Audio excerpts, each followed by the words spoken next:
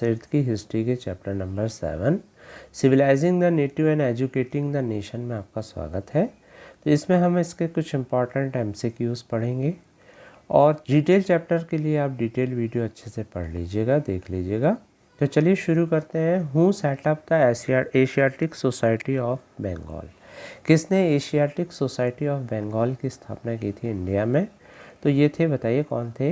ये थे William Jones. ठीक है, विलियम जोन्स जो थे वो, उनके बारे में बहुत डिटेल में दिया हुआ है आपके चैप्टर में, आप पढ़िएगा।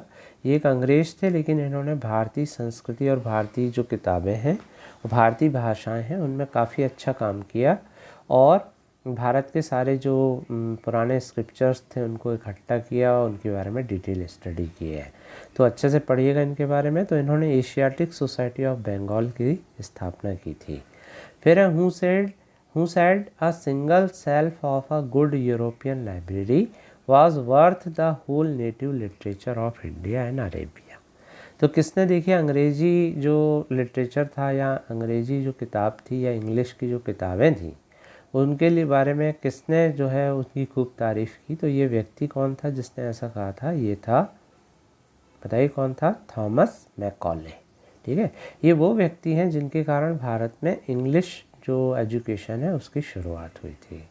तो इन्होंने ये कहा था कि जो यूरोपियन एक लाइब्रेरी है वो मतलब उसका एक सिंगल सेल्फ, ठीक है ना, whole native literature of India और अरेबिया के बराबर है। सोचिए अब आप, कितनी मतलब बड़ी बात इन्होंने हमारे मतलब लिटरेचर को चैलेंज करके कही थी। ठीक है ना। फिर है following Macaulay's suggestion when was education act introduce in India? तो इंडिया में एजुकेशन एक्ट कब इंट्रोड्यूस हुआ था? तो ये हुआ था 1835 में। ठीक है ना।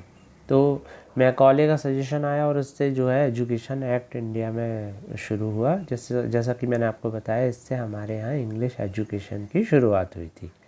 फिर है when was Wood's dispatch introduced in India? अब भारत में वुड्स डिस्पैच कब आया था? तो देखिए ये भी एक इम्पॉर्टेंट डिस्पैच है जिसका हमारे यहाँ के एजुकेशन में बहुत इम्पॉर्टेंट कंट्रीब्यूशन है और ये आया था 1854 में।